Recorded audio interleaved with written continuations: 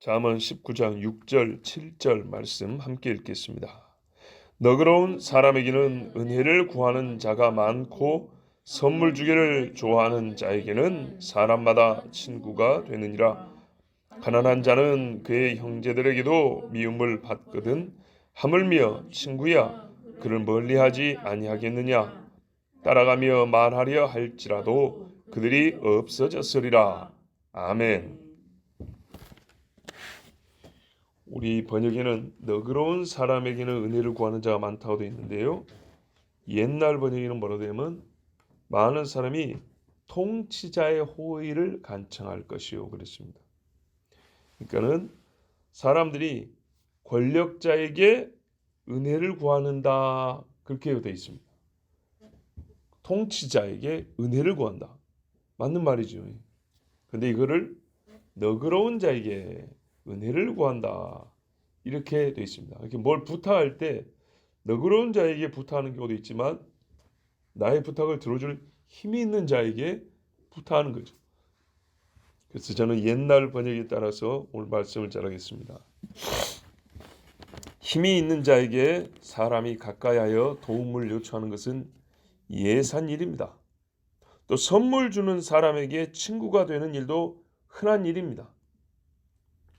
도움이 필요해서 권력자에게 청을 하는 건 나쁜 건 아닙니다. 과부가 불의한 재판장에게 원한을 좀 풀어주세요 하는 것은 절대 나쁜 것이 아닙니다.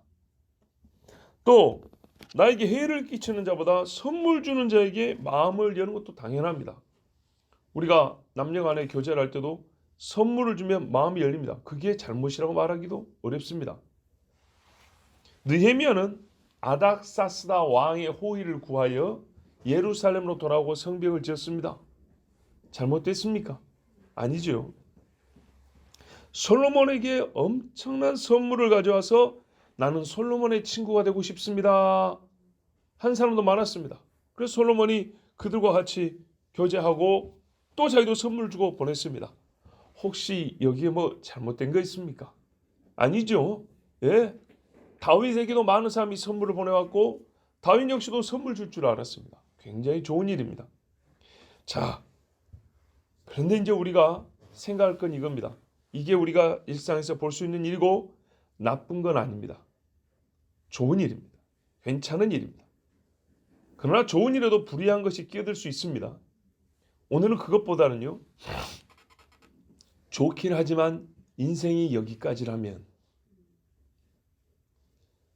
좋은 일이긴 하지만 사람이 선물 주는 자에게만 마음을 여는 존재라면 사람이 부탁을 하되 힘 있는 사람한테만 부탁을 하는 딱 거기서 다인 존재라면 이거 참 스스로 너무 초라해지지 않습니까? 내가 일이 필요하고 손이 필요할 때 힘 있는 사람한테만 항상 가서 굽신거리어서 일을 해결을 하는데 그렇게만 일을 하는 사람이라면 내가 친구가 있는데 다 보니까 나에게 선물 주는 사람하고만 친구를 맺었다. 내 인생을 보니까 내가 그런 사람이라면 이건 너무 비참한 인생 아닙니까?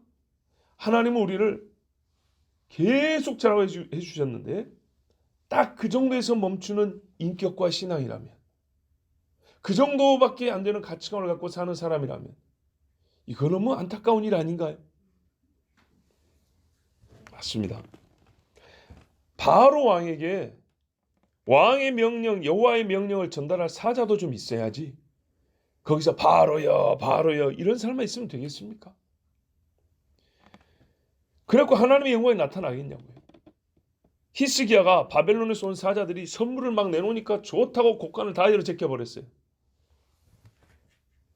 하나님이 얼마나 그를 책망하고 너희 자녀들과 이 곡간의 것들이 다 바벨론으로 끌려가리라 진노하셨는가 한번 보십시오. 참 어리석은 짓을 했죠.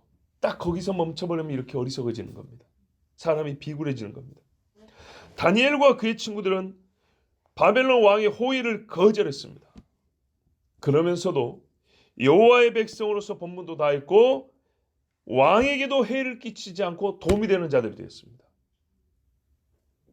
바르실레라고 있어요. 다윗이 압살롬의 피난 갈 때 먹을 것을 그 피난길에서 공개한 노인 바르실레라는 사람이 있어요. 이 사람은요, 왕에게 간치할 것만 있어서가 아니라 힘을 빼앗긴 왕도 섬길 줄 알았어요. 신앙은 이런 거거든요.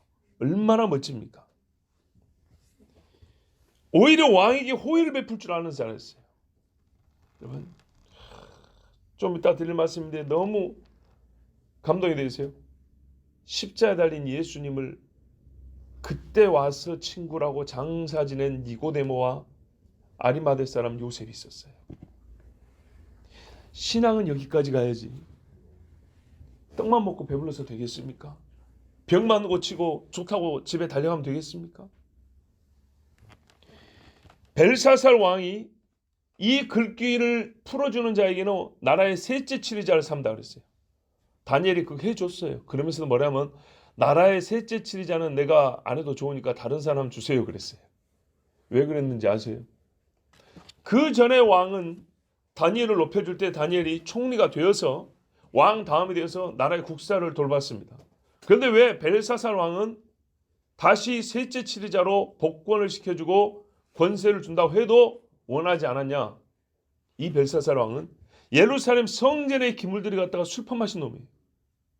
그런 사람이 주는 직위는 싫다는 겁니다. 여호와께 저주받아 오늘 밤에 죽을 이 사람이 주는 관직은 거부하겠다는 겁니다.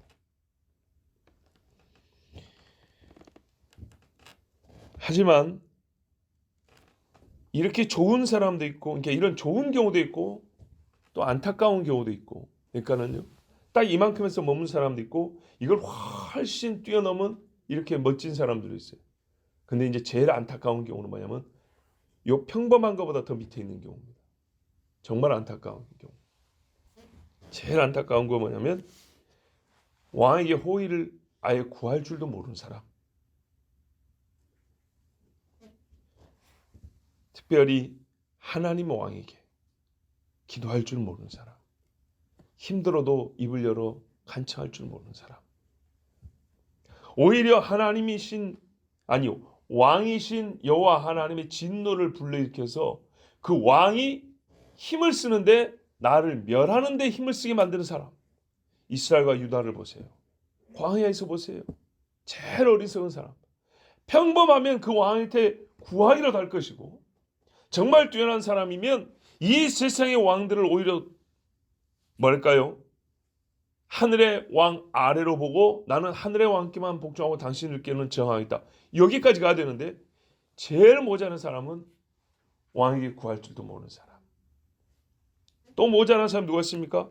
왕의 선물을 받고도 왕이 친구 되자고 선물을 먼저 보내는데도 걷어차버린 사람.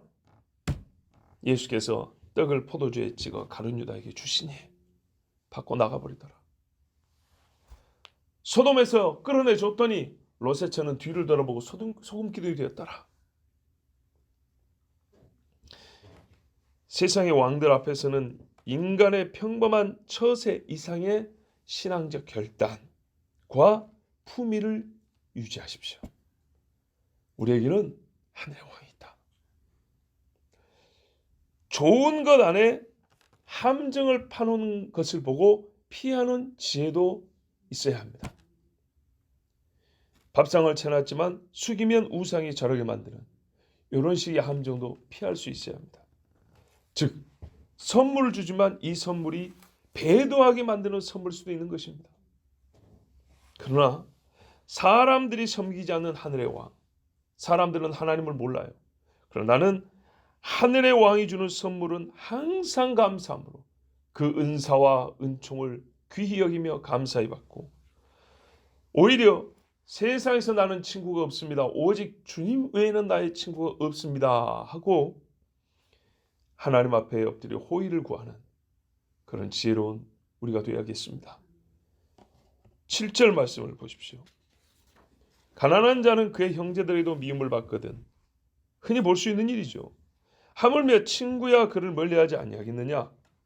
따라가면서 말을 할지라도 어이 친구 불러도 그들이 없어졌으리라.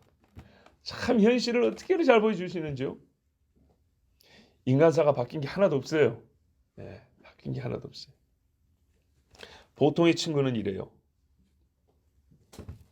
친구를 믿고 나는 너에게 무엇이고 너는 나에게 누구고 막 이렇게 한참 때 이야기를 막 합니다.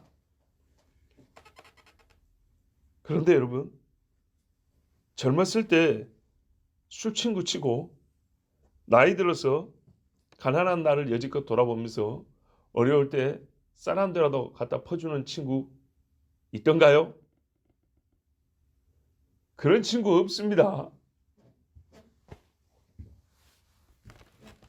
지나가면은 어이 우리 집 와서 밥이나 먹고 가서 하면서 가난해가지고 찌들어 사는 나를 그렇게 초대해주는 친구 있나?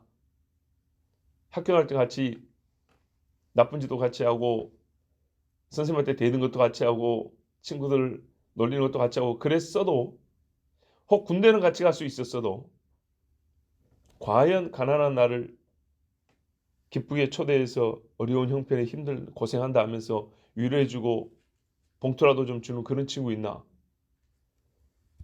보셨습니까? 없다는 건 아니지만 어릴 때 그 우정에 비하면 극히 드문 일입니다. 극히 드물어요. 어릴 때는 우리는 정말 죽는 데까지 같이 갈 것 같죠. 택도 없는 소리입니다. 그러면 처음부터 그러니까 친구를 사귀지 말 것이냐? 그 말이 아니고요. 우리가 인간의 보기에는 두 사람의 관계를 볼 때 가장 진하고 깊고 강한 유대관계를 맺는 경우가 있습니다. 유대관계가 무엇이냐 하면 부부관계 내지는 친구관계를 꼽아요. 부모 자식 간을 뺄 때. 그런데 가장 강하다 한 것이 얼마나 약한지를 보시라 그 말이에요. 예? 그거밖에 안 돼요. 철근하고 콘크리트 이 딱딱한 것들도요 붙여놓으면요 수백 년 가는 경우도 있어요. 너무 심한가요? 최소 수십 년은 가요. 그런데요 이 말랑말랑한 마음들이 붙여놨는데 어느 때 얼마나 차갑고 끈적거림이 사라져버리는지 몇십 년 못 가서 다 떨어져 나가버려요. 이렇게 연약한 것에 근거하여 우리가 관계란 걸 맺고 삽니다.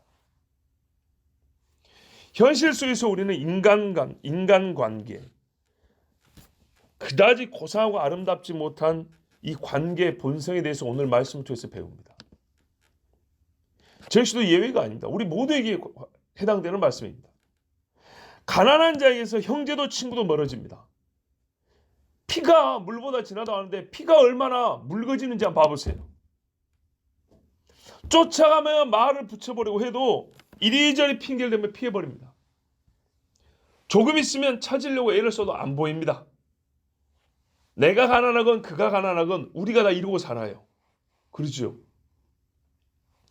여기서 우리가 배우는 것. 사람과의 관계에서 가장 강력한 유대력을 가지고 있다고 믿는 관계가 그다지 돈독하지 못하다는 사실, 견고하지 못하다는 사실. 왜냐하면 처음부터 강력하지 않을 수밖에 없었던 이유가 접합제가 되었기 때문에, 그러니까 강력하지 않은 것이 접합제가 되었기 때문에, 또 강하지 않은 줄로 묶여져 있기 때문이에요. 제일 강한 것은 성경에 바로 성령이 매는 줄이에요. 그러지 않고 인간들이 만드는 어떤 종류의 접합제 혹은 접착제라도 사람과 사람 사이를 그 오래 붙들어 두지는 못합니다. 무슨 뭐 서약을 하고 선서를 하고 해봐야 아무 소용이 없어요. 그러니까 하지 말라는 게 아니고 이거를 할 정도로 그렇게 강한 유대력이 필요한 관계라면 더 강하신 하나님께 구해야 된다는 거예요. 그래야 이게 효력이 있지 선서 서약 해봐야 하나님이 없으면 금세 무용지물 돼버린다고요. 이거 할 때는 다 될 것 같죠. 기분도 좋고 막 으쌰으쌰 될 것 같죠. 어림도 없는 소리입니다. 어림도 없는 소리. 첫사람 아담과 하와가 범죄를 했습니다. 그런데 여러분 달라지지 않은 사실은 뭐냐면 하나님이 두 사람을 짝지어줬다는 사실입니다. 이건 안 달라졌습니다. 그것에 대한 지식도 안 달라졌습니다. 그런데 대번에 원수 돼버리죠. 그렇죠? 얼마나 우스운 건지 한번 봐보세요. 뼈 중에 뼈, 살 중에 살, 웃기고 있네. 첫사람 아담과 하와가 첫 번째 죄를 지었어요. 첫 번째. 딱 하나 죄를 지었어요. 그런데도요. 세상에 진짜 둘밖에 없잖아요. 둘도 없는 나고 넌데 원수 돼버리잖아요.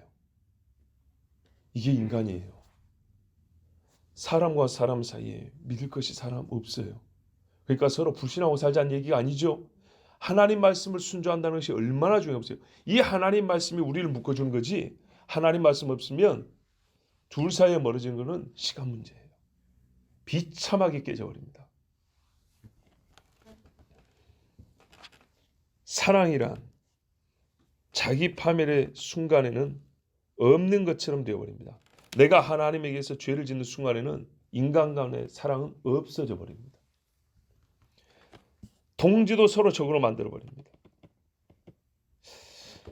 우리가 이 명예와 권력이라는 것을 보면, 그러니까 이렇게 해서 원래 힘이 약한 것이지만 또 이 있던 유대력을 행사하는 이 접합제를 무너뜨리는 또 다른 외압이 있어요. 그게 뭐냐면 마귀는 이 힘을 행사하는, 서로 유대 관계를 형성하는 힘을 약화시키는 이완제도 알아요. 그게 뭔지. 첫째는 돈. 그래서 오늘 말씀에 돈 이야기하는 거예요. 하나님과의 관계도 떨어뜨리는 게 돈인데 형제 간의 관계, 친구와의 관계 순식간에 떨어뜨려 버립니다. 권력, 명예. 우리가 보통 말하는 이 세 가지죠. 음욕. 순식간에 떨어뜨려 버린다. 다윗과 우리하고 어떤 관계인데요. 그런데 보세요. 음욕에 한 방에 깨져 버립니다. 마귀는 이걸 알아요. 좋게 서로 붙여주는 접합제를, 이거를 물러지게 만들고 힘을 일으키게 만드는, 접합력을 떨어뜨리는 또 다른 힘이 뭔지 알아요. 마귀는 그걸 써요. 그래서 돈독한 관계 안에 이것들을 침투시켜요. 이거를 주사를 딱 하면 예서부터 묽어져 가지고 약해서 떨어져 버려요. 그것들이 바로 뭐라고요? 돈, 권력, 명예, 음욕, 분노, 시기, 이런 것들이에요. 그래서요, 요압을 보면 알 수 있어요. 요압하고 다윗 관계는요, 형제 관계이면서도 삼촌 조카 관계이면서도 함께 진짜 동고동락했어요. 젊을 때부터 나라를 세울 때까지. 요압이 1등 공신이잖아요. 그런데 보세요, 왜 말년에 요압이 다윗을 배신합니까? 늙은 다윗보다 그의 아들 아도니아가 자기를 더 신임해 줄 것 같고, 거기 편에 서면 자기가 조금 더 권력을 지킬 수 있을 것 같으니까 평생직이 다윗도 버려버린다고요. 마귀가 그 속에 들어가는 거죠. 여러분, 가룟 유다 보세요. 예수님에 대한 사랑과 존경 없이는 3년 동안 따라다닐 수가 없었어요. 기적도 맛봤어요. 예수 이름으로 귀신도 쫓았어요. 근데 순간 마귀가 그 속에 딱 들어가니까 사랑과 존경과 믿음을 싹 갈라내버리잖아요. 뼈에서 살 발라내듯이 싹 발라내버립니다. 앙상한 영혼의 실체를 드러내버립니다. 거기다가 은 30냥 그 가시에다가 하나씩 걸어주니까 대번에 예수님 팔아버리잖아요. 자, 여러분, 이런 일에 마귀가 힘을 써요. 마귀가 공을 들이는 부분이 이 부분이에요. 마귀는요, 결과를 보세요. 하나님과 사람만 원수되게 만든 게 아니라요, 가장 사랑하는 사람끼리도 원수되게 만들었어요. 딱 하나의 전술로, 딱 한 가지 작전을 성공해서 두 가지를 다 깨버렸어요. 이런 놈이 마귀예요. 자, 그렇다면 우리가 어떻게 되죠? 하나님께 호의를 구해야 되죠. 즉 기도해야겠죠. 이게 제일 지혜입니다. 그래서 우리가 모든 영적 전에서 하나님의 전신갑주를 입되 빠지지 말아야 할 것이 기도라 그랬어요. 기도. 정말 불가항력적인 순간에는요, 기도에는 없어요. 기도가 제일입니다.